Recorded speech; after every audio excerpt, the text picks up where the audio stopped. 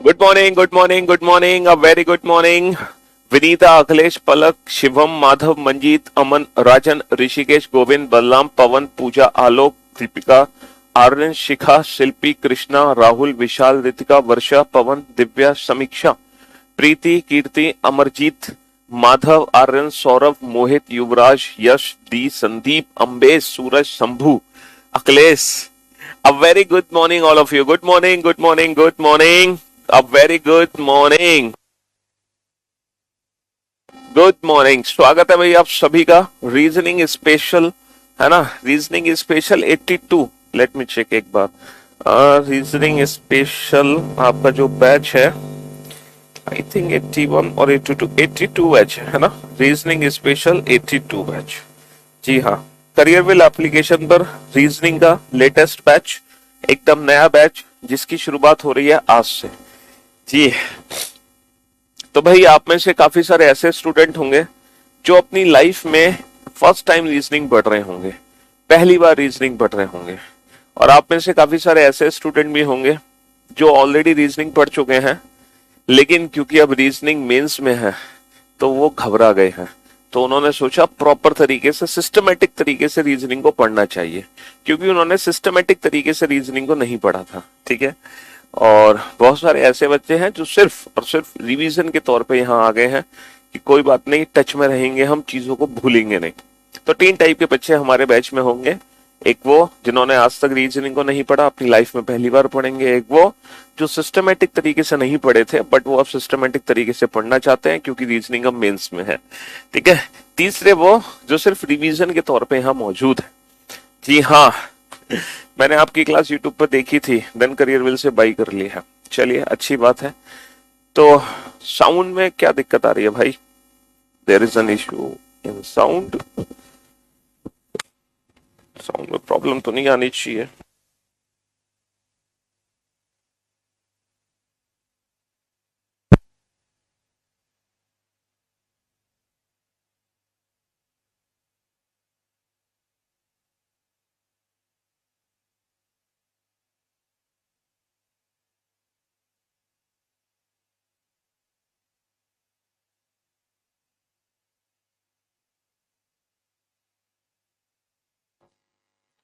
हाँ जी, चलिए साहब। तो ऑल ओके है सर? आवाज फ्रेश है एकदम, एवरीथिंग इज फाइन। आवाज फ्रेश नहीं है, now sound problem is clear. मैंने पहली बार क्लास ली है जिंदगी का। चलिए, कोई बात नहीं। तो हमारे बैच में तीनों बच्चे हैं। तो ये जो बैच है रीजनिंग स्पेशल बैच है, क्योंकि आज आपका पहला दिन है, ठीक है। इसलिए मैं आपको कुछ बेसिक सी बातें बताना चाहूंगा। हालांकि जो ऑलरेडी करियरविल प्लेटफॉर्म से जुड़े हुए बच्चे हैं उनको सारा सिस्टम पता है कि करियरविल पे किस तरह से क्लासेस चलती हैं, नोट्स कहाँ मिलते हैं, क्लास पीएनजी हमें कहाँ मिलती है, उनको पढ़ने का तरीका पता है। लेकिन वो बच्चे जो पहली बार हमारे प्लेटफॉर्म से जुड़े हैं, है ना, फर्स्ट टाइम हमारे करियरविल एप्लीकेशन से जुड़े हैं और उन्होंने हमारा बैच परचेज किया है, तो एक बार उनको बता देते हैं कि ये जो बैच है किस एग्जाम के लिए है, ठीक है, या सिर्फ प्री के लिए है या सिर्फ मेंस के लिए है, ठीक है। और कैसे हमें पढ़ना है, नोट्स वोट्स कब मिलेंगे, ये सारी बातें, क्लास का टाइम क्या रहेगा, कब कब हमारी क्लास होंगी, अगर हम क्लास को इतने बजे नहीं देख पाते हैं तो बाद में हम देख पाएंगे कि नहीं। चलिए साहब, तो सबसे पहले तो मैं आपको बताता हूँ ये बैच है जो कि आज से ही शुरू किया जा रहा है, ठीक है। हाँ जी, आज इसका पहला दिन है और इस बैच की जो टाइमिंग है वो है सुबह 11 बजे से 12:15 बजे, ठीक है। तो आपकी जो क्लासेस होंगी बेटा वो मंडे टू फ्राइडे होंगी। आपकी क्लासेस होंगी मंडे टू फ्राइडे। हमारी वीक में 5 डेज क्लासेस होती है। सैटरडे संडे आप लोगों को इसलिए दिया जाता है क्योंकि मान लो पूरे वीक में अगर आपसे कोई क्लास मिस हो गई, है ना, और आप उस क्लास को नहीं देख पाए, तो ये 2 दिन हमारे पास है पूरे वीक का बैकअप लेने के लिए। आपको इन 2 दिनों में बैकअप लेना होता है और रिवीजन करना होता है और प्रैक्टिस करनी होती है। क्योंकि एक चीज याद रखना, जब तक आप सेल्फ स्टडी के लिए टाइम नहीं दोगे तब तक सिलेक्शन होना थोड़ा सा मुश्किल है। क्लासेस देखने के बावजूद हमें थोड़ा बहुत समय अपने आप पर देना होता है, किसके लिए? प्रैक्टिस के लिए, ताकि हमारी स्पीड बहुत बेहतर तरीके से इंप्रूव हो जाए। भाई अप्रोचेस हम सीख लेते हैं। वैसे तो एक बात यह है कि 90% जो प्रैक्टिस है मैं आप लोगों की ना लाइव क्लास में ही करा देता हूँ, क्लास में ही, ठीक है। लेकिन फिर भी थोड़ा बहुत कॉन्फिडेंस पाने के लिए ना थोड़ा बहुत अलग से भी हमें पढ़ना जरूरी होता है। तो इसीलिए ये 2 दिन हमने दिए गए हैं। ये 2 दिन बेटा छुट्टी के दिन नहीं है, ये आपके लिए है बैकअप रिवीजन और प्रैक्टिस के लिए। क्योंकि अगर आप इन 2 दिनों में बैकअप रिवीजन प्रैक्टिस नहीं करते हो और इन 2 दिनों को आप छुट्टी मान लेते हो, तो समझ लो फिर बहुत भारी मुसीबत आ जाती है जब हमारा बैच खत्म होता है। ठीक है, तो याद रखना बेटा, इन 2 दिनों में जो बच्चा बैकअप रिवीजन प्रैक्टिस करता है, सिलेक्शन के पूरे पूरे चांसेस उसी बच्चे के होते हैं। ठीक है जी हाँ, क्योंकि मंडे टू फ्राइडे तो सारे बच्चे पढ़ते हैं, बात है कि इन 2 दिनों में कौन बच्चा पढ़ता है। ठीक है, अच्छा ये जो बैच होगा बिल्कुल बेटा बेसिक टू हाई होगा। इसका मतलब समझ रहे हो, मैंने आपसे कहा था कि बहुत सारे ऐसे बच्चे हैं जिन्होंने आज तक रीजनिंग को कभी छुआ भी नहीं है, यानी कि हम बिल्कुल 0 लेवल से स्टार्ट करेंगे और एकदम 0 से हीरो लेवल। समझ रहे हो, हीरो का मतलब क्या है, मेंस लेवल। अब वो जो मेंस है, चाहे वो एसएससी का मेंस हो, एसएससी समझ रहे हो, या तो वो सीजीएल का मेंस हो, या सीएचएसएल का मेंस हो, या फिर वो बैंक पीओ का मेंस हो। ठीक है, या फिर वो बैंक पीओ का मेंस हो, तो हम बिल्कुल बेसिक लेवल से शुरू करेंगे और मेंस लेवल तक के क्वेश्चंस हम कराएंगे इसी बैच में। ये जो बैच है बेटा, ये प्री प्लस मेंस का बैच है। ऐसा नहीं है कि इस बैच को पढ़ने के बाद आपको अलग से भी किसी और बैच को लेने की जरूरत पड़ेगी मेंस के लिए, ऐसा नहीं है। आप इस बैच में पढ़ लेते हो, आपने सारी क्लासेस कर ली, सारा सिलेबस कर लिया, तो बस ये समझ लो आपकी मेंस तक की तैयारी हो गई। अब आपको रीजनिंग में एक्स्ट्रा कुछ भी पढ़ने की जरूरत नहीं है। और इतनी गारंटी हमारी होती है कि जो कंटेंट हम आपको देते हैं, एग्जाम जब होगा तो आपके क्वेश्चन उसी कंटेंट से आएंगे। ये एश्योरेंस हमारी तरफ से आपको दिया जाता है। ठीक है, ये सिर्फ बातों से नहीं कहा जा रहा। आप लोग उन स्टूडेंट्स को पकड़िए जो स्टूडेंट्स हमारे हैं और वो कोई ना कोई गवर्नमेंट जॉब का एग्जाम अभी देकर आए हैं। समझ रहे हो, लेटेस्ट जितने भी एग्जाम हुए हैं, आप उन बच्चों को पकड़ना और पूछना क्या वाकई में पीयूष सर जो पढ़ा रहे हैं वो एग्जाम में आ रहा है कि नहीं आ रहा। तो वो स्टूडेंट आपको बताएंगे कि हकीकत क्या है। ठीक है भाई, जो बच्चा हमसे पूरी रीजनिंग पढ़ चुका है, एग्जैक्ट जो सिलेबस है, मतलब एग्जैक्ट जो टीचर का रिव्यू है, वही बच्चा दे सकता है। सर आपका तो नाम ही काफी है, हमें किसी से पूछने की जरूरत ही नहीं है। हाँ जी, तो और इस बैच में बेटा क्या क्या चीजें इंक्लूड होंगी ये आप जानते हो। Result oriented approaches, live classes होंगी, पीटीएफ नोट्स आपको मिलेंगे, है ना। एसएससी हो, चाहे बैंक हो, चाहे यूपीएससी हो, चाहे सीसेट हो, चाहे कोई भी एक्स्ट्रा एग्जाम हो, मतलब दुनिया का हर एग्जाम जिसमें रीजनिंग आती है, दुनिया का हर पेपर जिसमें रीजनिंग आती है, इस बैच में आपको कराई जाएगी। ये बैच लेने के बाद आपको रीजनिंग की चिंता छोड़ देनी है कि सर प्री के लिए अलग से पढ़े या मेंस के लिए पढ़े। बिल्कुल रीजनिंग का हेडेक ही दिमाग से निकाल दो।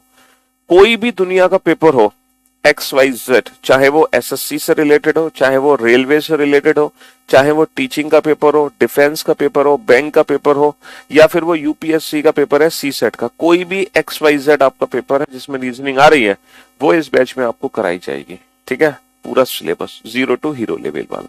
हाँ जी, और इस बैच के रजिस्ट्रेशन बेटा 2 दिन पहले ही शुरू हो चुके थे, आज इसका पहला दिन है इस बैच का। हाँ, ये जो बैच है बेटा, ये लाइव प्लस वीओडी बैच है। अब मैं बता दूं लाइव प्लस वीओडी का मतलब क्या है। कुछ बच्चे कंफ्यूज होते हैं, सर ये लाइव प्लस वीओडी का मतलब क्या है। देखो, लाइव का मतलब ये है कि यहाँ पे जितनी भी क्लासेस होंगी वो लाइव फॉर्म में आपको कराई जाएंगी। ठीक है, लाइव क्लासेस आपको कराई जाएंगी। वॉइस प्रॉब्लम आ रही है, अभी ठीक करा लेंगे थोड़ी देर में, अभी टेक्निकल से हम बोलते हैं अपने, वो देखते हैं क्या दिक्कत है। कुछ बच्चों को आ रही है तो जितनी भी क्लासेस हमारी होंगी वो लाइव क्लासेस होंगी। अगर आप उन क्लासेस को देख नहीं पाते हो इस समय, तो आप इस क्लास को कभी भी और समय देख सकते हो, क्योंकि जितनी भी क्लासेस होती चली जाएंगी लाइव, वो आपके फोन में रिकॉर्ड होती चली जाएंगी। आप उन क्लासेस को बाद में कितनी भी बार देख सकते हैं। इसके साथ साथ आप लोगों को ना एक वीओडी दी जा रही है। वीओडी का मतलब है कि रीजनिंग का पूरा सिलेबस ऑलरेडी जो हमारे ही द्वारा कराया गया है, वो आप लोगों को दिया जा रहा है वीओडी सेक्शन में। वो किस लिए दिया जा रहा है सर? वो इसलिए दिया जा रहा है, जैसे आपने रीजनिंग पढ़ना शुरू कर दिया, अब मान लो 1 महीने बाद आपका पेपर आ गया, आपने शुरू किया अब, क्योंकि हम हमेशा लेट में ही जागते हैं, जब एग्जाम हमारे सर पर आ जाता है ना, तब हम पढ़ने की सोचते हैं। तो बहुत सारे ऐसे बच्चे होंगे जिनका अगले महीने पेपर है, लेकिन उन्होंने बैच अभी ज्वाइन किया है, तो उन बच्चों के लिए वीओडी काफी कारगर है। क्यों? क्योंकि वो अपना सिलेबस 1 महीने में वीओडी सेक्शन से कंप्लीट कर सकते हैं। वहां पे पूरी रीजनिंग आपको पढ़ाई गई है, तो आप अपने सिलेबस को वीओडी सेक्शन में जाके कंप्लीट कर सकते हैं, चाहे 2 दिन में, चाहे 20 दिन में, चाहे 1 साल में। वो आपकी अपनी खुद की इच्छा है, खुद की चॉइस है। ठीक है। कुछ बच्चे होते हैं जिनको पर्टिकुलर टॉपिक्स पढ़ने होते हैं, सर मैं तो सिर्फ बैच लिया है सिलॉक्स और सीटिंग अरेंजमेंट पढ़ने के लिए, सर मैंने तो ये बैच लिया है सिर्फ कैलेंडर और क्लॉक पढ़ने के लिए। तो जो ऐसे स्टूडेंट हैं जिन्होंने कुछ स्पेसिफिक टॉपिक ही पढ़ने हैं वो बीओडी सेक्शन में जाके पढ़ सकते हैं। ठीक है भाई मेरे, हाँ जी, तो इसीलिए बीओडी सेक्शन आपको दिया जाता है। सीजीएल में रीजनिंग में फुल मार्क्स स्कोर करने की स्ट्रेटेजी क्या है? भैया स्ट्रेटेजी तो क्लियर है, स्ट्रेटेजी साफ है कि पहले आप अपना सिलेबस कंप्लीट करो, फिर प्रैक्टिस करो और फिर पूरे मार्क्स लेकर आओ जी।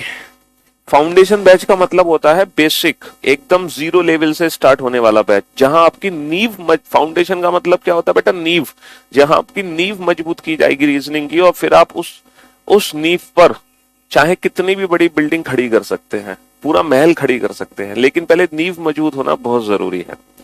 Which book is better than for reasoning? भैया रीजनिंग के लिए तो पूरे भारतवर्ष में एक ही बुक है, आप जानते हैं बहुत अच्छे से उस बुक के बारे में।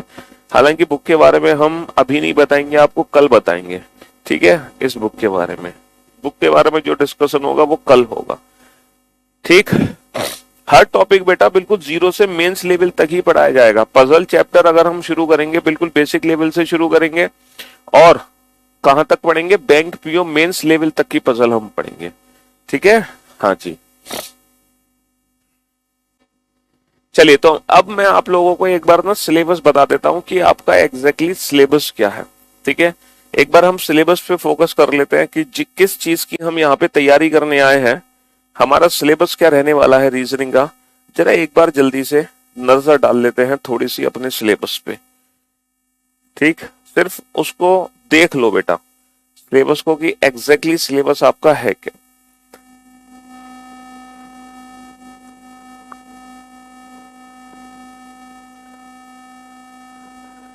Reasoning with Piyush Varshney without pen and paper, इसका मतलब जानते हो बेटा, है ना? मैक्सिमम रीजनिंग आपकी बेटा बिना पेन पेपर के सॉल्व होगी, ना आपको पेन की जरूरत है ना पेपर की, आप बिना पेन पेपर के डायरेक्ट अपने क्वेश्चंस बनाएंगे।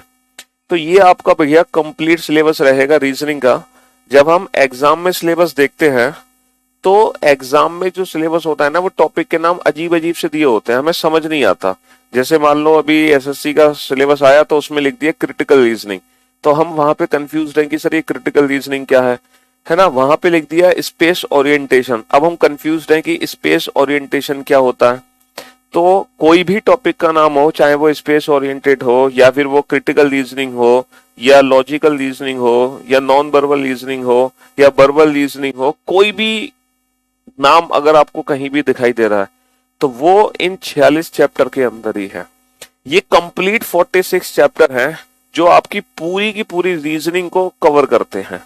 मतलब ये 46 चैप्टर पढ़ने के बाद हम रीजनिंग के बन जाएंगे कौन? शहंशाह, ठीक है। फिर हर रीजनिंग को हम बड़े प्यार से सॉल्व कर सकते हैं।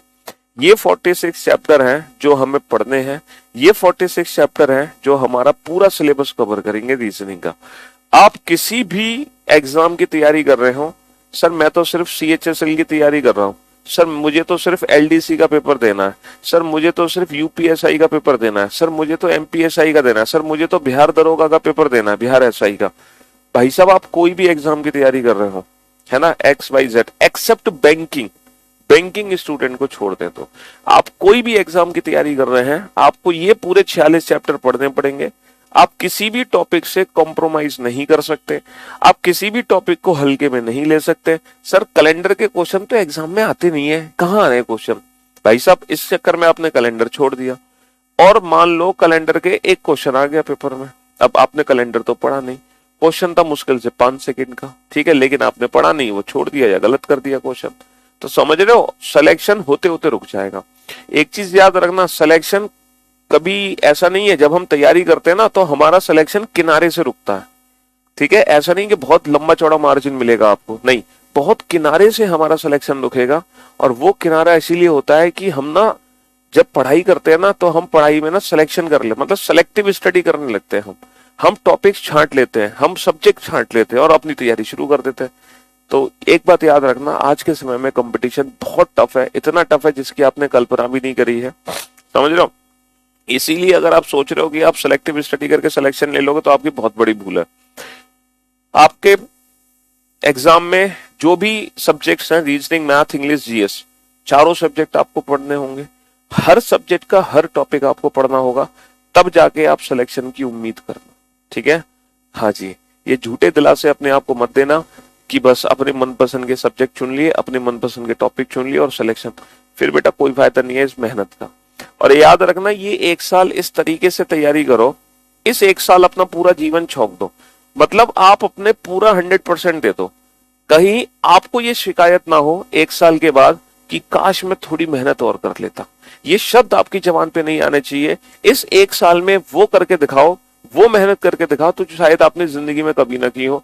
कहने का मतलब है आप अपना 100% दो। मैं ये नहीं कह रहा कि आप दिन में 10 घंटे पढ़ाई करो, मैं ये नहीं कह रहा कि आप दिन में 20 घंटे पढ़ाई करो। भाई साहब, आप अपना 100% दो। आप दिन में 5 घंटे ही पढ़ सकते हैं तो आप 5 ही घंटे पढ़ें। दिन में 6 घंटे पढ़ सकते हैं तो 6 पढ़ें, 8 पढ़ सकते हैं तो 8, लेकिन आपको अपना 100% देना है। आपको अपना, क्योंकि जिस इंसान की जितनी भूख होती है वो उतनी ही रोटी खा सकता है। समझ रहे हो? मैं आपसे कहूँ कि 6 रोटी खाया करो एक टाइम में लंच में, लेकिन कैसे खा लोगे भाई? किसी की भूख 2 रोटी की तो वो 6 रोटी कैसे खा लेगा? वो तो फिर वॉमिट करता हुआ फिरेगा इधर उधर। तो इसीलिए आपको अपने आप को पहचानना है, अपने कैलिबर को पहचानना है, अपने मेंटल लेवल को पहचानना है कि आपको कितनी बार रिवीजन की जरूरत है ना? आपको कितनी और मेहनत की जरूरत है, ये कोई नहीं बताएगा। ये पूछना बेकार होता है टीचर से, सर हमें कितने घंटे पढ़ना चाहिए, सर मैं कितनी बार रिवीजन करूं, ये सब बेकार के क्वेश्चन है। और अगर कोई ऐसा बता रहा है कि इतने घंटे पढ़ो, इतनी बार पढ़ाई करो, तो वो भी फिर फालतू है, वो सिर्फ टाइम पास है। समझ रहे हो? क्योंकि आप अपने आप को सबसे बेहतर जानते हैं। आपको आपसे बेहतर कोई नहीं जानता। आपको दिन में कितने घंटे पढ़ना है, आपको कितनी बार रिवीजन की जरूरत है, आपको कितनी बार प्रैक्टिस की जरूरत है, ये सिर्फ आप ही को पता है और किसी को नहीं पता। ठीक है, तो आप अपने आप को पहचानो, अपने कैलिबर को पहचानो, अपनी काबिलियत को पहचानो और उसके हिसाब से 100% एफर्ट दे दो। और याद रखना, इस एक साल में अगर आपने अपना 100% दे दिया तो आपकी जिंदगी सुधर जाएगी, पूरी लाइफ। समझ रहे हो? कल को आप मिनिस्टर ऑफ एक्सटर्नल अफेयर में पहुंच गए, जीएसटी इंस्पेक्टर बन गए, इनकम टैक्स ऑफिसर बन गए, कल को आप हैं एक्साइज इंस्पेक्टर बन गए, यूपीएससी में आईएएस में सिलेक्शन हो गया। अभी एक बच्चा था हमारा जो यूपीएससी में 104 रैंक लेके आया था। समझ रहे हो? तो डीएम, सीधा उसको डीएम वाली पोस्ट। तो पूरी जिंदगी सेट है, पूरी लाइफ सेट है, सिर्फ ये 1-2 साल की मेहनत से, है ना? और रिजल्ट एक दिन से नहीं मिलता, 2 दिन से नहीं मिलता। समझ रहे हो? रिजल्ट मिलता है लंबे प्रोसेस से। तो हमें मेहनत करनी होगी, लगातार मेहनत करनी होगी। सिर्फ एक दिन जोश दिखाने से कोई फायदा नहीं है। Got it? तो ये थोड़ा सा मोटिवेशन है, क्योंकि आप पहले दिन ज्वाइन किए हो तो थोड़ा सी ये बातें इधर उधर की बतानी जरूरी होती है। ठीक है, क्योंकि आज आपका पहला दिन है। तो समझ गए? तो बैंकिंग स्टूडेंट को छोड़कर हर बच्चे को ये सारे सिलेबस पढ़ना है, सारे टॉपिक पढ़ने हैं। कोई भी टॉपिक से कॉम्प्रोमाइज नहीं होगा किसी भी कीमत पर। लेकिन जो बच्चे बैंकिंग के अलावा अपनी जिंदगी में कुछ नहीं करना चाहते हैं, वो कहते हैं सर बनूंगा तो बैंक पीओ बनूंगा वरना कुछ नहीं करूंगा, बनूंगा तो बैंक पीओ ही बनूंगा सर वरना अपना बिजनेस करूंगा, बनूंगा तो बैंक पीओ बनूंगा वरना कुछ नहीं करूंगा। वो बच्चे जिनको बैंकिंग के अलावा जिंदगी में कुछ दिखता ही नहीं है, जिनका टारगेट ही है सर बनना है तो बैंक पीओ बनना है, बैंक ऑफिसर बनना है और कुछ नहीं बनना, जिनका लाइफ का टारगेट है बैंकिंग के अलावा इधर उधर कहीं नहीं देखना है, तो उन बच्चों के लिए पूरा सिलेबस करने की जरूरत नहीं है। वो बच्चे सिर्फ ये 19 चैप्टर पढ़ सकते हैं और वो सिलेक्शन पा सकते हैं सिर्फ ये 19 चैप्टर पढ़ के। इन 19 चैप्टर के अलावा उनको कोई भी टॉपिक एक्स्ट्रा पढ़ने की जरूरत नहीं है। यहाँ पे जो 19वां चैप्टर लिखा हुआ है बेसिकली ये रीजनिंग में नहीं आता है, बैंक में ये आता है मैथ्स में। तो रीजनिंग में जो टॉपिक आते हैं बैंकिंग एग्जाम में वो सिर्फ ये 18 ही टॉपिक है, सिर्फ ये 18 टॉपिक। ये 18 टॉपिक बेटा इन 46 चैप्टर में इंक्लूड है। ये जो 18 टॉपिक हैं, ये 19 टॉपिक ये इन 46 चैप्टर में इंक्लूड है। ऐसा नहीं कि हमें अलग से पढ़ाने हैं ये टॉपिक, ये ऑलरेडी इंक्लूडेड है उसी सिलेबस में।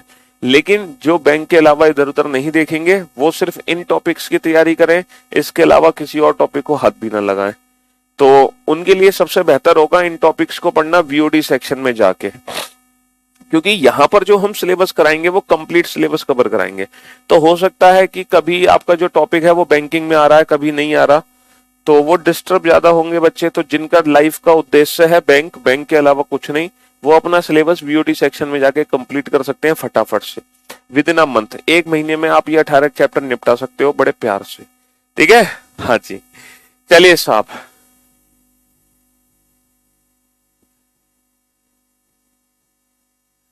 हमने, हाँ हाँ, रीजनिंग आपने जिंदगी में कभी टच नहीं किया, लेकिन आप जरूर टच करोगे। 2023 सीजीएल मेंस कब तक नोटिफिकेशन? अरे आ जाएगा भाई, क्यों घबरा रहे हो? ठीक है, हम कुछ नहीं छोड़ेंगे, आप टेंशन ना लो। ठीक है जी। पीयूष सर नहीं तो कौन बे? पीयूष सर नहीं तो कौन बे? है कौन इधर? मैं नहीं तो कौन? हम्म। हाँ जी। You are favourite, you are my favourite teacher in this subject. आप जो आपके दर्शन हो गए, हम इसी में धन्य हैं सर।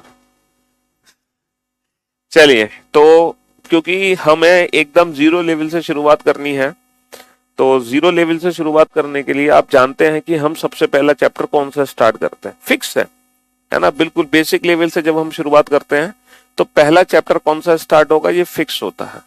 कौन सा स्टार्ट होगा? हाँ जी, वो चैप्टर स्टार्ट होगा जो हमारे अल्फाबेट के प्लेस की प्रैक्टिस करा सके। और अल्फाबेट की प्लेस की प्रैक्टिस क्यों करानी होती है हमें? क्योंकि काफी सारे एग्जाम में क्वेश्चन है जो कि अल्फाबेट से रिलेटेड आते हैं। देख रहे हो, ये सारे के सारे टॉपिक्स हैं जो कि अल्फाबेट से रिलेटेड है ना? ये सारे के सारे टॉपिक्स हैं जो कि अल्फाबेट से रिलेटेड हैं। तो अगर हमें अल्फाबेट के प्लेस की प्रैक्टिस होगी तो हम अपने क्वेश्चंस के आंसर बहुत जल्दी दे सकेंगे। सिर्फ और सिर्फ स्पीड को इंप्रूव करने के लिए हमें अल्फाबेट के प्लेस की प्रैक्टिस होना बहुत जरूरी होता है। हमारे सिलेबस में इंग्लिश अल्फाबेट है, ठीक है, हमारे सिलेबस में इंग्लिश अल्फाबेट है, हिंदी, है ना, हिंदी वर्णमाला नहीं है, सिर्फ और सिर्फ इंग्लिश अल्फाबेट है हमारे सिलेबस में। आप जानते हैं कि जो इंग्लिश अल्फाबेट है बेटा, है ना, उसमें टोटल कितने लेटर होते हैं? Sir A to Z 26 letter होते हैं। A B C D E F G, है ना? हाँ जी, ए टू जेड 26 लेटर होते हैं। जरा एक बार अपने मन में इन 26 लेटर का रिवीजन करो फटाफट से। हम जीरो लेवल से शुरुआत कर रहे हैं, इसका मतलब पता है क्या है? आपने जब पढ़ाई करना शुरू किया था अपने बचपन में, पता है, आपने अपनी लाइफ में सबसे पहले यही सीखा था, ABCD सीखा था ना? तो बस वहीं से हम शुरुआत करेंगे, आपके बचपन से ही। ठीक है? हाँ जी, तो बचपन से जवानी तक का सफर होगा इस बैच में। चलिए, तो फटाफट से अपने मन में ए से लेके जेड तक अंग्रेजी वर्णमाला को रीड करो, रिकॉल करो, एक बार माइंड में क्लिक करो फटाफट। ठीक है? ABCDEFGHIJKLMN।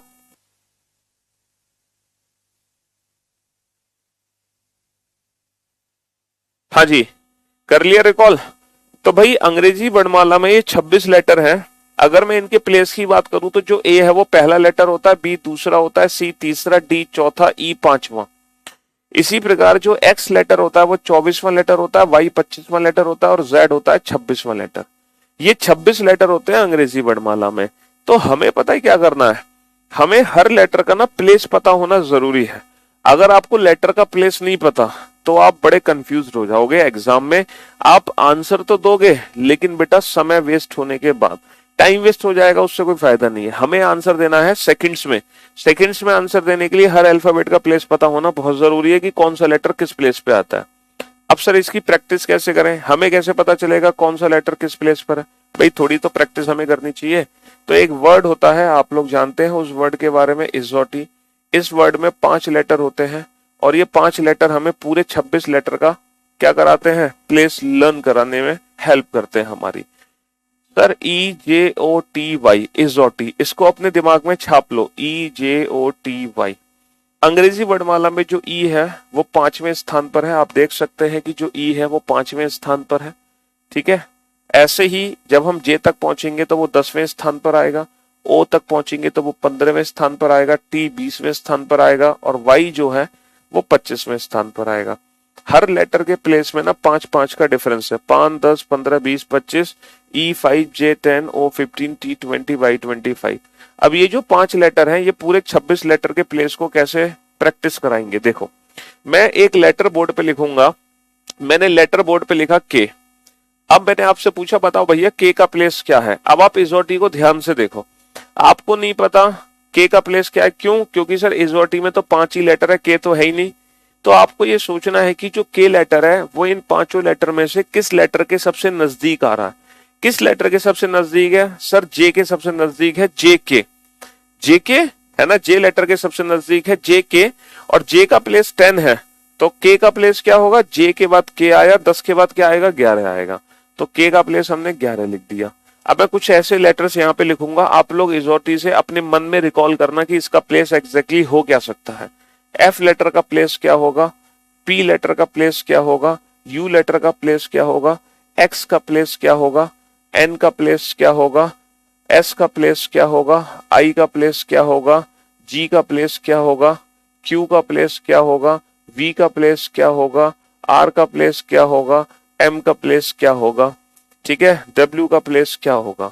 चलिए अब आप एक काम करो, जल्दी से इन लेटर्स का प्लेस पता लगाने की कोशिश करो, इसको रेफरेंस बना के, थोड़ा सा इसको रेफरेंस बनाओ और बताओ कि इसका प्लेस एग्जैक्टली क्या है, अपने मन में रिकॉल करो।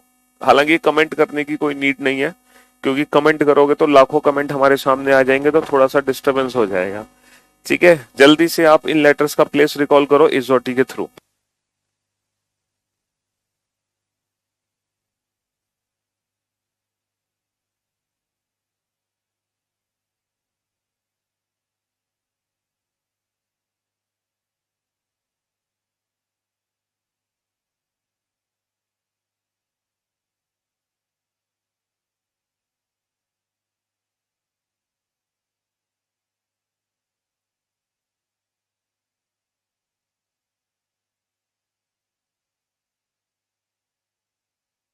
हाँ जी, तो मेरे भाई मेरे दोस्त, जैसे ये की लेटर है एफ, अब जो एफ लेटर है वो किसके नजदीक है, ई, ई एफ। भैया ई 5 है, एफ का प्लेस क्या होगा, 6 होगा। ओ पी, ओ 15 तो पी का प्लेस 16 होगा। टी यू, टी 20 तो यू का प्लेस 21 होगा। X Y, X Y, Y 25, Y से पहले एक्स है, 25 से पहले क्या आएगा, 24 आएगा। एन ओ, ओ से पहले एन, 15 से पहले 14 आएगा। एस टी, टी 20, 20 से पहले 19 आएगा। आई जे, जे 10, जे से पहले आई आएगा। ई एफ जी, ई एफ जी, ई 5, 5 6 7, ठीक है। O P Q, O 15, O P Q 15 16 17। T U V, ऐसे तो आप अपने माइंड में रिकॉल कर रहे होगे जिस तरीके से मैं बता रहा हूं। टी यू वी, टी 20 तो वी कितना हो गया, 20 21 22। R S T, R S T, T 20, 20 से 2 पहले बेटा 18। M N O, M N O, O 15 तो एम का प्लेस कितना हो गया, 13। W X Y, W X Y, Y से 2 पहले, डब्ल्यू एक्स वाई 25 से 2 पहले 23 हो गया। समझ रहे हो। हालांकि कुछ ऐसे लेटर हैं, अगर मैं उन लेटर्स को ध्यान से देखूं तो उनका प्लेस उन लेटर्स के अंदर ही छुपा हुआ है। अगर कुछ ऐसे लेटर्स हैं जिनका प्लेस उन लेटर्स के अंदर ही छुपा हुआ है, जैसे कि लेटर आई। आई को ध्यान से देखो बेटा, आई हमें किसकी शेप दे रहा है, सर आई हमें दे रहा है 9 की शेप। आई हमें किसकी शेप दे रहा है, आई हमें 9 की शेप दे रहा है ना। ये देखो जी, जी हमें किसकी शेप दे रहा है, सर जी हमें 7 की शेप दे रहा है। एच, एच हमें किसकी शेप दे रहा है, सर एच हमें 8 की शेप दे रहा है। समझ रहे हो।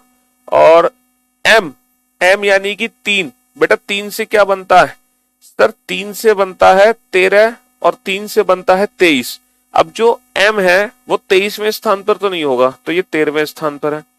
डब्ल्यू भी 3 है, डब्ल्यू भी 3 है, तो ये 3 से क्या बनेगा, ये 3 से बनेगा 23। ये 3 से क्या बनेगा, ये 3 से बनेगा 23। तो कुछ ऐसे लेटर्स हैं, अगर उन लेटर्स को ध्यान से देखें तो उनका प्लेस उनके अंदर ही छुपा हुआ है। I9, G7, H8, M13, W23। अब आप लोगों को घर पे क्या करना है, आप लोगों को ना घर पे एक छोटी सी प्रैक्टिस करनी है ना, छोटी सी प्रैक्टिस करनी है। F को उल्टा कर दे तो बेटा 6 बन जाएगा, है ना। देखो F को उल्टा कर दे तो लाइक दिस, इस तरीके से हमें दे सकता है, उसी तरीके से। हाँ जी, मान सकते हैं आप। तो अब आप लोगों को अपने घर पे एक छोटा सा काम करना है। पता क्या करना है, छोटा सा काम, आप लोग ना एक इंग्लिश का पैराग्राफ लेना। एक छोटा सा होमवर्क मैं आपको दे रहा हूं, एक इंग्लिश का पैराग्राफ लेना जिसमें 3-4 लाइन हो, 3-4 लाइन हो। और आपको क्या करना है, हर एक लेटर के ऊपर ना उसका प्लेस लिखना है, हर एक लेटर के ऊपर उसका प्लेस लिखना है। कैसे प्लेस लिखना है, इजोटी को रेफरेंस बना के। तो जब आप 4-5 लाइन की नंबरिंग घर पे कर लोगे ना, तो उसके बाद जिंदगी में कभी भी आपको इजोटी की हेल्प लेने की जरूरत नहीं पड़ेगी। अल्फाबेट और उसका प्लेस आपके माइंड में छप जाएगा, अल्फाबेट और उसका प्लेस आपके माइंड में छप जाएगा। समझ रहे हो? हाँ जी।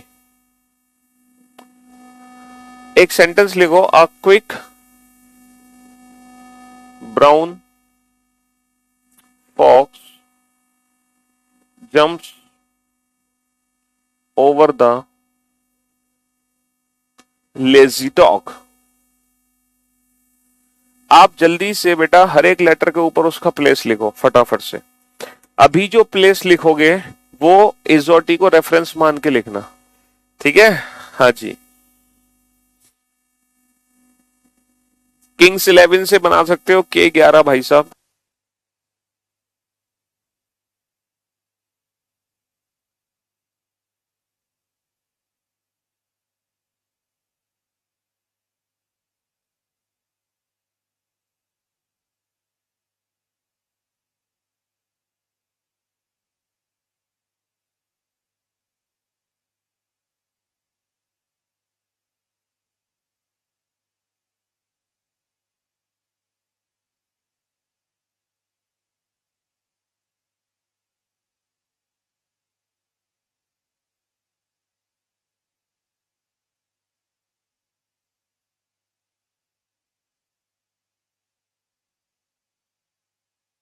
सिलेबस बेटा जो कंप्लीट होगा ना, वीओडी में तो सिलेबस आप 2 दिन में कंप्लीट कर सकते हो, लेकिन लाइव क्लास में सिलेबस कंप्लीट करने में लगेंगे 5 to 6 मंथ, है ना?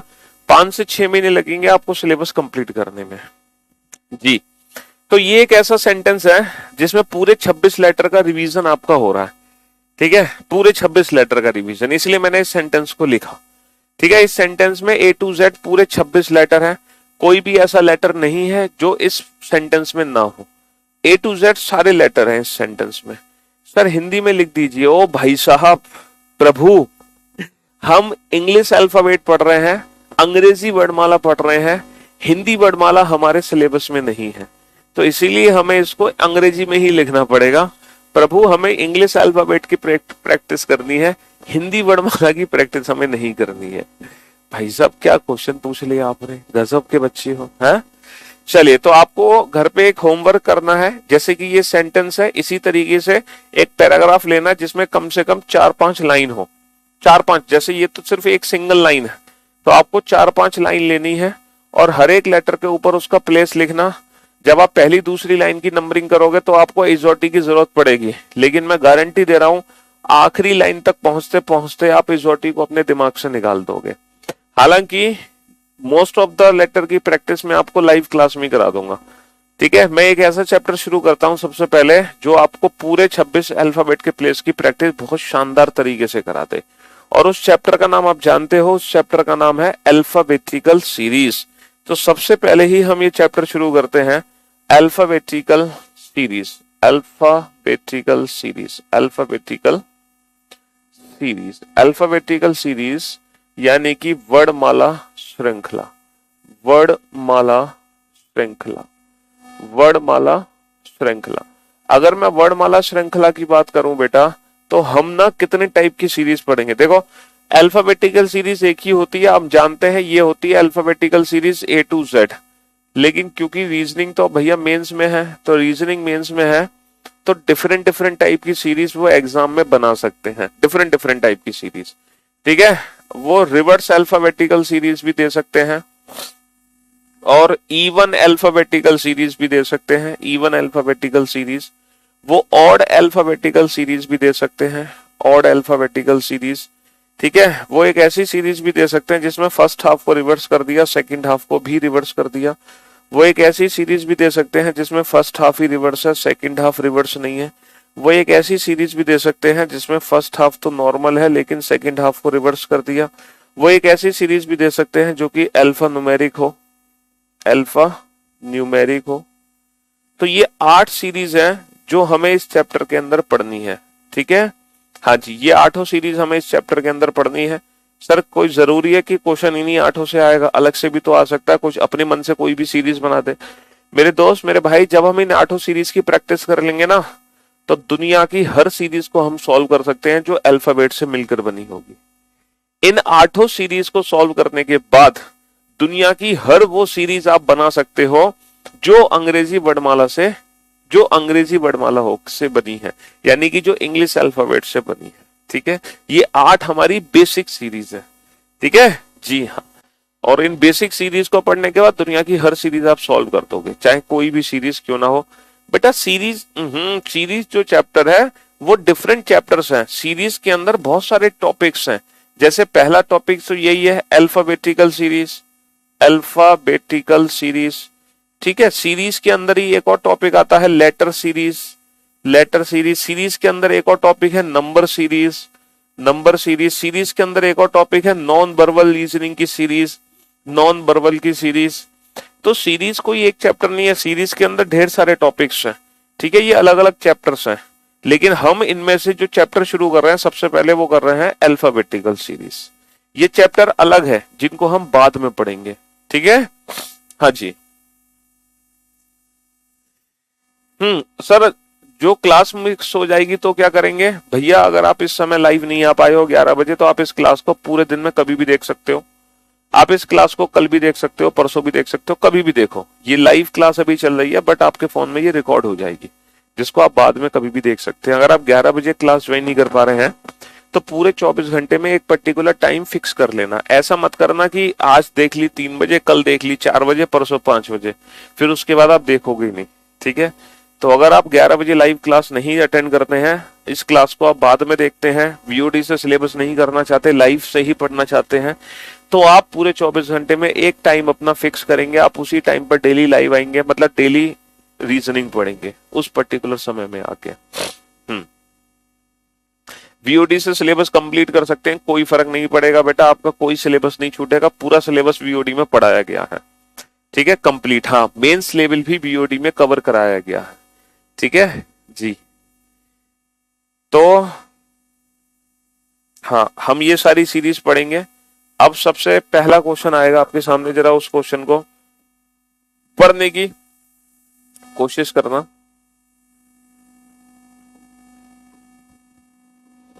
क्वेश्चन को सॉल्व मत करना, सिर्फ आप इस क्वेश्चन को पढ़ना, रीड करना। क्वेश्चन सॉल्व करने की आपको जरूरत नहीं है, आप सिर्फ इस क्वेश्चन को पढ़ो कि क्वेश्चन एग्जैक्टली आपसे कहना क्या चाह रहा है। ठीक है, आप सिर्फ इस क्वेश्चन को पढ़ो। Which letter will be 6 to the right of 4th from the left hand in English alphabetical series? Which letter will be 6 to the right of 4th from the left hand in English alphabetical series? समझ रहे हो? अंग्रेजी वर्णमाला में कौन सा अक्षर बाएं से चौथे के दाएं छठा होगा? अंग्रेजी वर्णमाला में कौन सा अक्षर बाएं से चौथे के दाएं छठा होगा? ठीक है, पहली बात तो हमें ये जो काउंटिंग, आंसर कोई भी बच्चा नहीं देगा इस क्वेश्चन का। ये जो काउंटिंग करनी है हमें अंग्रेजी वर्णमाला में करनी है। हमारी जो अंग्रेजी वर्णमाला है वो ये है। अच्छा, आप लोग जानते हैं कि अंग्रेजी वर्णमाला में 2 एंड है, देयर आर 2 एंड्स, यहाँ पे 2 छोर हैं। ठीक है, इसका लेफ्ट और राइट एंड क्या होता है? सर, इंग्लिश अल्फाबेट के लेफ्ट राइट एंड हमारे अकॉर्डिंग होते हैं, हमारे अकॉर्डिंग। जैसे जो हमारा राइट है वो इसका होगा राइट हैंड, और जो मेरा लेफ्ट है वो इसका होगा लेफ्ट हैंड। समझ रहे हो? लेफ्ट हैंड जिसको हिंदी में कहते हैं बायां छोर, और राइट हैंड जिसको हिंदी में कहते हैं दायां छोर। ठीक है भाई मेरे, ये जो हमने अल्फाबेट के प्लेस करे हैं, ये जो हमने अल्फाबेट के प्लेस लर्न किए हैं, ये लेफ्ट हैंड से किए हैं। एसओटी में जो हम प्लेसेस की बात कर रहे हैं वो लेफ्ट हैंड से बात कर रहे हैं। समझ रहे हो? तो पहले इस क्वेश्चन को हिंदी में समझ लेते हैं। अंग्रेजी वर्णमाला में कौन सा अक्षर, कोई एक अक्षर के बारे में हमसे पूछा जा रहा है। किस अक्षर के बारे में पूछा जा रहा है? जो कि बाएं से चौथे के दाएं छठा है। बाएं से चौथे के दाएं छठा, भाई साहब बाएं से चौथे के दाएं छठा, तो बायां छोर ये है, तो बाएं से चौथा, पहले तो बाएं से चौथे लेटर पे आ जाओ। बाएं से चौथा लेटर क्या है? डी।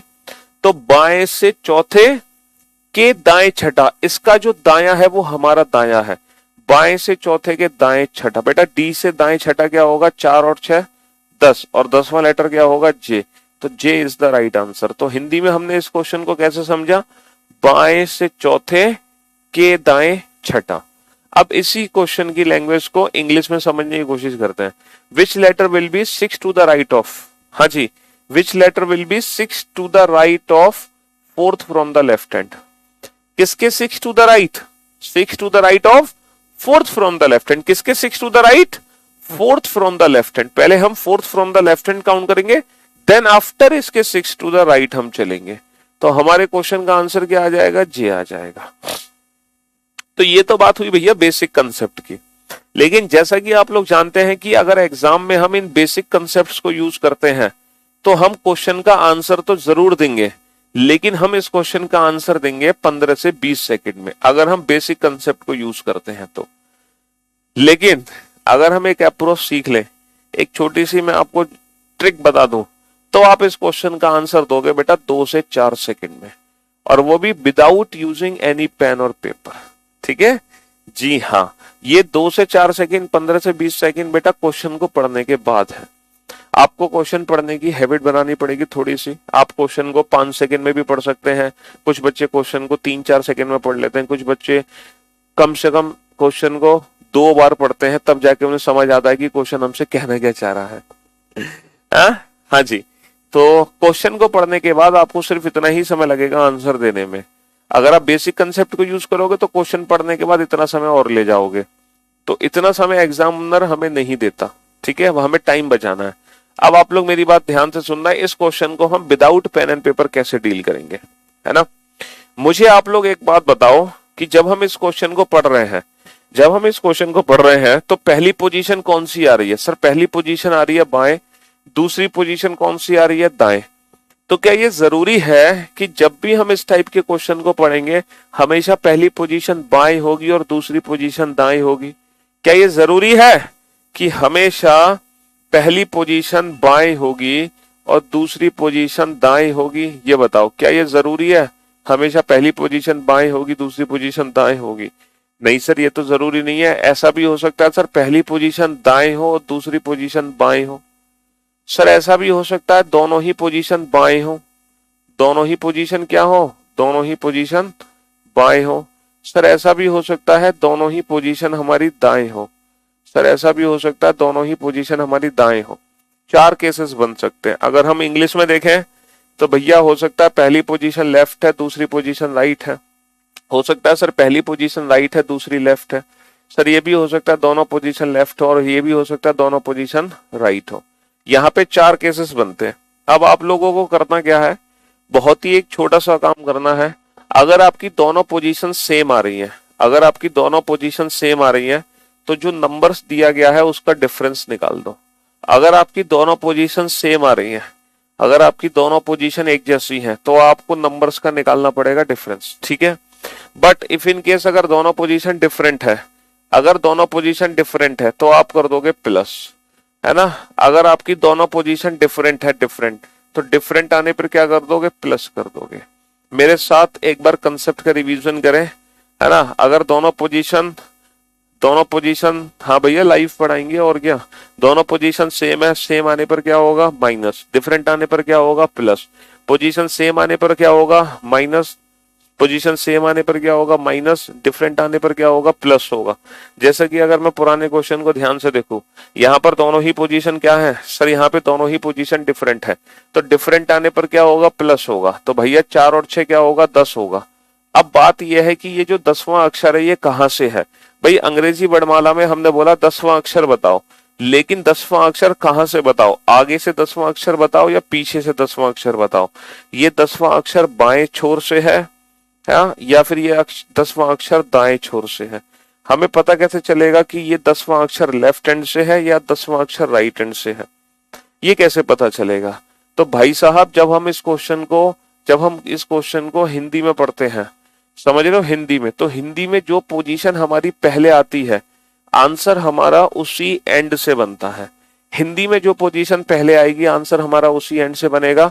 दोनों पोजीशन डिफरेंट आने पर प्लस, 4 और 6 10, और ये 10वां अक्षर कहां से होगा? 10वां अक्षर होगा बाएं से। यानी कि हिंदी में जो पोजीशन पहले आएगी आंसर वहीं से देना है। हिंदी में अगर बायां पहले है तो बेटा आंसर बाएं छोर से होगा। ठीक है, हिंदी में अगर दायां पहले है तो आंसर दाएं छोर से होगा। ठीक है, हिंदी में अगर बायां पहले है तो आंसर बाएं छोर से होगा। हिंदी में अगर दायां पहले है तो आंसर दाएं छोर से होगा। ठीक है सर, अंग्रेजी में तो बता दो कुछ। भैया अंग्रेजी वाले सुन लो। देखो आप इस क्वेश्चन को बाएं से चौथे के दाएं छठा, जब आप इस क्वेश्चन की अंग्रेजी बना रहे हैं तो अंग्रेजी कैसे बना रहे हैं, 6 to the right of 4th from the left hand, यानी कि जो पोजीशन पहले है आप अंग्रेजी में पीछे ले गए उसको। इसका मतलब इंग्लिश वाले बच्चे आंसर देते हैं लास्ट वाली पोजीशन से। इसका मतलब जब हम इंग्लिश में क्वेश्चन पढ़ेंगे तो हमें आंसर देना है लास्ट वाली पोजीशन से। अगर राइट बात में है तो आंसर राइट हैंड से होगा, लेफ्ट बात में तो आंसर लेफ्ट हैंड से होगा, लेफ्ट बात में तो आंसर लेफ्ट हैंड से होगा, और राइट बात में तो आंसर राइट हैंड से होगा। तो इंग्लिश वाले बच्चे आंसर देंगे लास्ट वाली पोजीशन से, हिंदी वाले बच्चे आंसर देंगे पहले वाली पोजीशन से। ठीक है, हाँ जी। तो दोबारा से एक बार कंसेप्ट का रिवीजन करो। पोजीशन सेम आने पर माइनस, हाँ इस बेटा ये क्लास पीएनजी अपलोड होगी नोट सेक्शन में, जो हम पढ़ा रहे हैं वो एज इट इज सब कुछ अपलोड हो जाएगा नोट सेक्शन में, लेकिन गलती से भी उसका प्रिंट आउट मत निकालना। समझ रहे हो, बहुत खर्चा बैठेगा, डेली प्रिंट आउट निकालोगे। प्रिंट आउट से कहीं ज्यादा बेहतर है ये चीजें, इसके बारे में मैं कल डिस्कशन करूंगा। ठीक है, ये क्या है, ठीक है, ये बेहतरीन चीज है, प्रिंट आउट निकालने की जरूरत नहीं है। ये वो बुक है बेटा रीजनिंग की जो शायद ही मार्केट में है ही नहीं कोई ऐसी, है ना, इस बुक के अलावा कोई नहीं है। ये बुक कहती है मैं नहीं तो कौन बे, है कौन इधर, मैं नहीं तो कौन। ठीक है जी हाँ, इस बुक में कंप्लीट थ्योरी है, हर कंसेप्ट है ना, फिर एक्सरसाइज है, और एक्सरसाइज बिल्कुल जीरो से हीरो लेवल वाली है। हर क्वेश्चन का डिटेल में सोल्यूशन है, डायरेक्ट ट्रिक्स भी है, हर चीज है इस बुक के अंदर। ये पूरी रीजनिंग का वो है ग्रंथ, समझ रहे हो जी। तो मैंने क्या बताया, ट्रिक क्या बताई बेटा, पोजीशन सेम आने पर माइनस, डिफरेंट आने पर प्लस, सेम आने पर माइनस, डिफरेंट आने पर plus. In case of English answer बनेगा लास्ट वाली पोजीशन से, in case of Hindi answer बनेगा पहले वाली पोजीशन से। अब ना तो आपको पेन यूज करने की जरूरत है, ना आपको पेपर यूज करने की जरूरत है, आप विदाउट पेन एंड पेपर अपने क्वेश्चन का आंसर देंगे। ठीक है, बिना पेन पेपर के। तो दोनों पोजीशन डिफरेंट, डिफरेंट आने पर प्लस, 4 और 6 10, 10वां अक्षर होगा बाएं से, बाएं से 10वां क्या होता है जे। अभी आप जो आंसर दो बेटा अपने माइंड में इजोटी को रख के आंसर दो। ठीक है, जब आप घर पे प्रैक्टिस कर लोगे ना पैराग्राफ राइटिंग, तब आपका इजोटी दिमाग से निकल जाएगा, फिर आपको हर एक अल्फाबेट का प्लेस डायरेक्ट पता चल जाएगा। इस क्वेश्चन को इंग्लिश में कैसे सॉल्व करते बेटा, यहाँ पर देखो दोनों ही पोजीशन क्या है, डिफरेंट, डिफरेंट आने पर प्लस करेंगे। अच्छा, हिंदी में जो प्लस और माइनस होगा वो हमेशा आगे से होगा, क्योंकि हिंदी वाले बच्चे आगे से आंसर देते हैं। इंग्लिश वाले बच्चे क्योंकि उल्टा आंसर दे रहे हैं पीछे से, इसलिए इंग्लिश में जो भी माइनस प्लस होगा वो पीछे से होगा। ठीक है, तो भैया दोनों पोजीशन डिफरेंट, डिफरेंट आने पर प्लस होगा। 4 + 6 10, 10th from which and, 10th from left hand, और लेफ्ट से 10th क्या होता है सर, लेफ्ट से 10th होता है जे। ठीक है, हाँ जी। अब आप इस क्वेश्चन पे ध्यान दें और फटाक से इस क्वेश्चन को सॉल्व करें। अंग्रेजी वर्णमाला में कौन सा अक्षर बाएं से 5वें के दाएं 10वां है। विदाउट यूजिंग एनी पेन और पेपर इस क्वेश्चन का आंसर देने की कृपा करें जल्दी से। तो यहाँ पर हम देख रहे हैं कि दोनों ही पोजीशन क्या है सर, दोनों ही पोजीशन हमारी डिफरेंट है, दोनों ही पोजीशन डिफरेंट है। डिफरेंट आने पर प्लस होगा, 5 और 10 15, 15वां अक्षर कहां से होगा, बाएं छोर से होगा।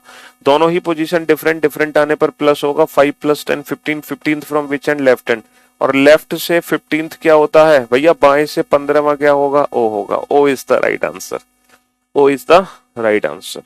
चलिए अब आप इन दोनों क्वेश्चन का आंसर दें जल्दी से।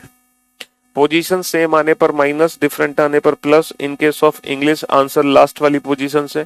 अगर आप हिंदी में क्वेश्चन बना रहे हैं तो पहले वाली पोजीशन से आप आंसर दीजिए। ठीक है जी, सॉल्व करो इन दोनों क्वेश्चन को, और इन दोनों क्वेश्चन का आंसर मुझे एक साथ चाहिए, एक एक करके आंसर मत देना। ठीक है, एक एक करके आंसर मत देना। अंग्रेजी वर्णमाला में कौन सा अक्षर बाएं से 15वें के बाएं 5वां होगा। अंग्रेजी वर्णमाला में कौन सा अक्षर बाएं से 17वें के बाएं 7वां होगा। गुड।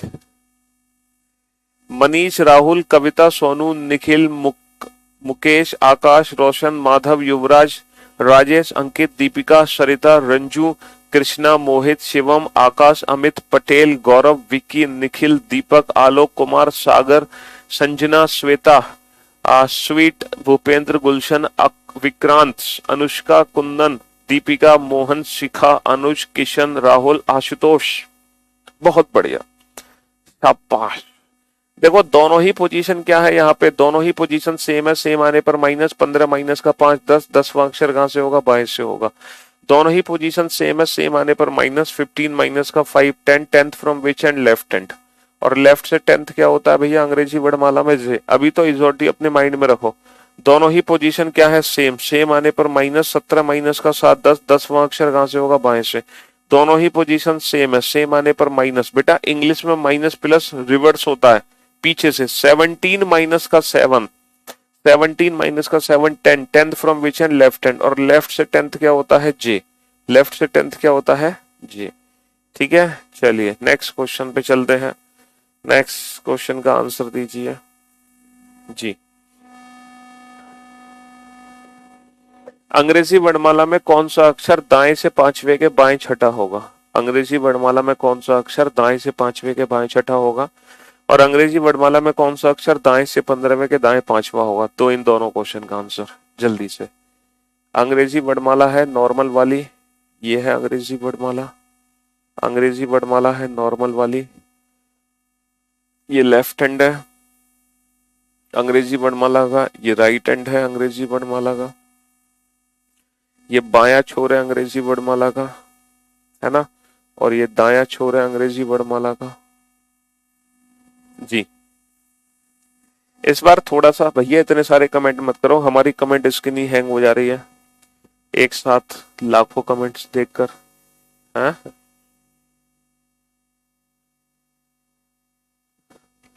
चलिए, तो अंग्रेजी वर्णमाला में कौन सा अक्षर दाएं से पांचवे के बाएं छठा होगा?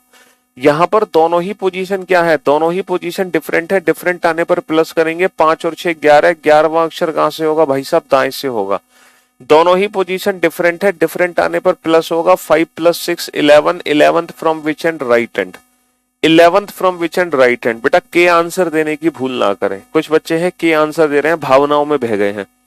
भाई साहब 11वां अक्षर है लेकिन ये बाएं से नहीं है, ये लेफ्ट हैंड से 11th लेटर नहीं है। आप के आंसर मत दो, क्योंकि जो आप सोच रहे हो ये वो क्वेश्चन ही नहीं है ना, ये लेफ्ट हैंड से 11th लेटर नहीं है। अब हमें आगे से 11वां अक्षर काउंट नहीं करना है, हमें पीछे से 11वां अक्षर काउंट करना है, हमें राइट हैंड से 11th लेटर काउंट करना है। अब ये जो राइट हैंड से 11th लेटर है, एग्जैक्टली ये लेटर है क्या, इसके बारे में पता कैसे चलेगा? क्योंकि हमारी प्रैक्टिस बेटा लेफ्ट हैंड से हो रखी है। कोई बात नहीं सर, इसकी डिस्टेंस हम लेफ्ट हैंड से पता लगा लेंगे कि ये लेटर जो है लेफ्ट हैंड से कितना दूर है। भाई जो पीछे से 11वां है उसकी डिस्टेंस आगे भी से तो कुछ ना कुछ होगी, तो डिस्टेंस कैसे पता लगाएंगे? टोटल कितने लेटर है? टोटल 26 लेटर है ना। हमेशा याद रखना, जब हम पोजीशन इंटरचेंज करते हैं ना, राइट हैंड की प्लेस को लेफ्ट हैंड में कन्वर्ट करें या लेफ्ट हैंड की प्लेस को राइट हैंड में कन्वर्ट करें, तो हम हमेशा टोटल +1 में से घटाते हैं। कभी भी 26 में से नहीं घटाएंगे, 27 में से घटाएंगे, 27 माइनस का 11, और ये आ गया बेटा 16।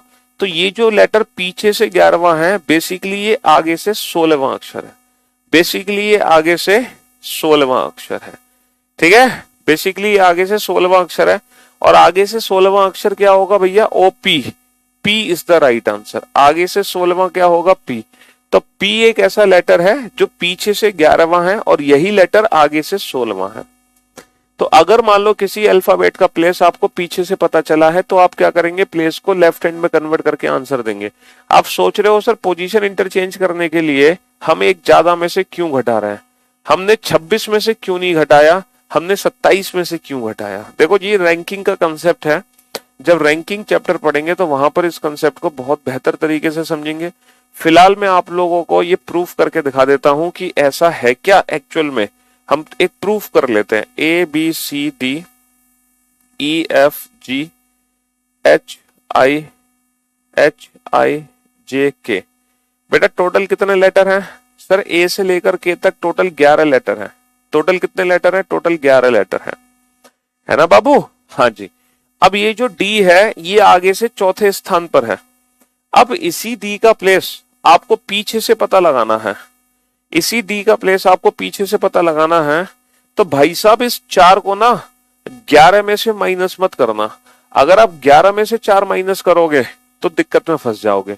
हम हमेशा पोजीशन इंटरचेंज करने के लिए एक ज्यादा में से घटाते हैं, तो हम 11 में से माइनस नहीं करेंगे। कितने में से माइनस करेंगे? 12 में से माइनस करेंगे, एक ज्यादा में से।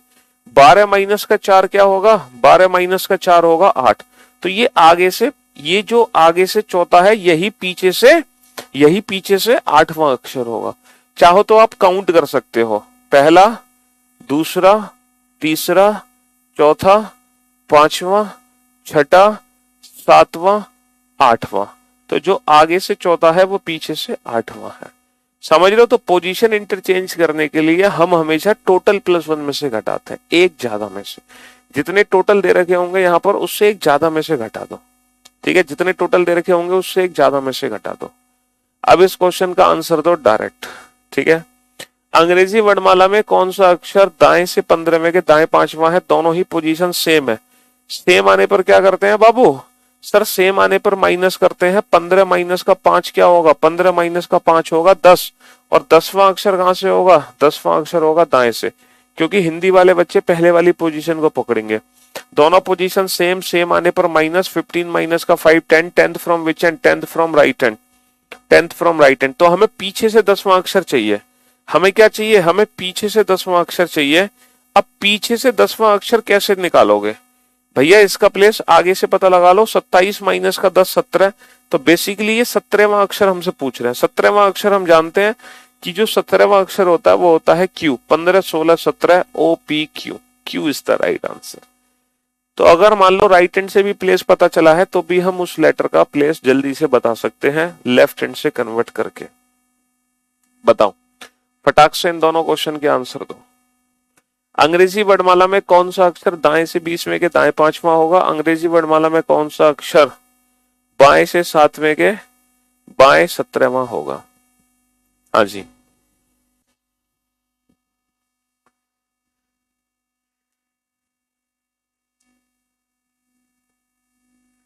तो भाई साहब यहाँ पर दोनों ही पोजीशन क्या है? सर यहाँ पर दोनों ही पोजीशन हमारी सेम है। यहाँ पर दोनों ही पोजीशन सेम है। पोजीशन सेम आने पर क्या करोगे? माइनस 20 माइनस का 5 15। 15वां अक्षर कहां से होगा? दाएं से, क्योंकि हिंदी वाले बच्चे आगे वाली पोजीशन से आंसर देंगे। ठीक है, दोनों ही पोजीशन सेम है। सेम आने पर माइनस 20 माइनस का 5 15। 15th from which and? Right hand. 15th from which and? Right hand. तो ये हमारी इंग्लिश अल्फाबेट है। 15th from which and? Right hand. 15th from which and? Right hand. तो हम क्या करेंगे? इसका लेफ्ट हैंड से प्लेस पता लगा लेंगे भाई साहब। 27 माइनस का 15, तो ये आगे से बेसिकली 12वां अक्षर है। और 12वां अक्षर क्या होता है? 10 भाई। 10वां होता है JKL। 10 11 12। ठीक है, आप में से बहुत सारे बच्चे सोच रहे थे कि सर अगर ऐसा कुछ हो जाए तो हम क्या करें? अगर ऐसा कुछ हो जाए तो हम क्या करें? बहुत सारे बच्चे आप में से ये सोच रहे होंगे, है ना? हाँ जी। अंग्रेजी वर्णमाला में कौन सा अक्षर बाएं से 7वें के बाएं 17वां होगा? यहाँ पर दोनों ही पोजीशन सेम है। सेम आने पर माइनस। बेटा हिंदी में माइनस आगे से होता है, इंग्लिश में माइनस पीछे से होता है। तो 7 माइनस का 17 माइनस का 10। अब हम फंस गए, है ना? दोनों ही पोजीशन सेम है। सेम आने पर माइनस। 7 माइनस का 17 माइनस का 10th। अब आप सोच रहे होगे सर हमने लेफ्ट से 10th लेटर पता लगा लिया J, हमने राइट हैंड से 10th लेटर पता लगा लिया, पीछे से 10 आगे से क्या होगा? 27 माइनस का 10 17 Q। लेकिन सर ये लेफ्ट से माइनस का 10th क्या है? What is this? क्योंकि अंग्रेजी वर्णमाला में तो माइनस का तो 10वां अक्षर कुछ होता ही नहीं है। अंग्रेजी वर्णमाला में तो 1 से लेके 26 तक ही अक्षर होते हैं। तो ये माइनस का 10 कहां से आ गया और क्यों आ गया? तो भाई साहब क्योंकि आज आपका पहला दिन है, इसीलिए आज आपकी क्लास सिर्फ यहीं तक होगी। ये माइनस का 10 कहां से आया, क्यों आया, इसका आंसर क्या है, ये हम जानेंगे कल के लेक्चर में। To be continue. ठीक है, तो आज आपका पहला दिन है, तो आज मैंने आपको बताया कि आपको किस तरीके से पढ़ाई करनी है। थोड़ा सा मोटिवेट भी किया था आप लोगों को पढ़ाई के प्रति। ठीक है, हाँ जी। और सिलेबस भी हमने डिस्कशन किया था, बेसिक बातें भी आपको बताई थी, और एक छोटा सा होमवर्क मैंने दिया है आपको अल्फाबेट के प्लेस की प्रैक्टिस के लिए। वो छोटा सा होमवर्क आप सभी बच्चों को करना है, कोई भी बच्चा उसको इग्नोर नहीं करेगा। ठीक है जी, हाँ जी। तो पैराग्राफ राइटिंग आप लोग कर लेना, कल हम इस चैप्टर को कंटिन्यू करेंगे। और आज की सेवा हम यही समाप्त करते हैं। टाइम का पता ही नहीं चला आपके साथ, पता कैसे चलेगा भाई हमारे साथ, है? क्योंकि वक्त का पता नहीं चलता है अपनों के साथ, और हम आपके अपने हैं। हाँ जी, चलिए, तो love you all, good bye, thank you so much, thanks a lot, love you.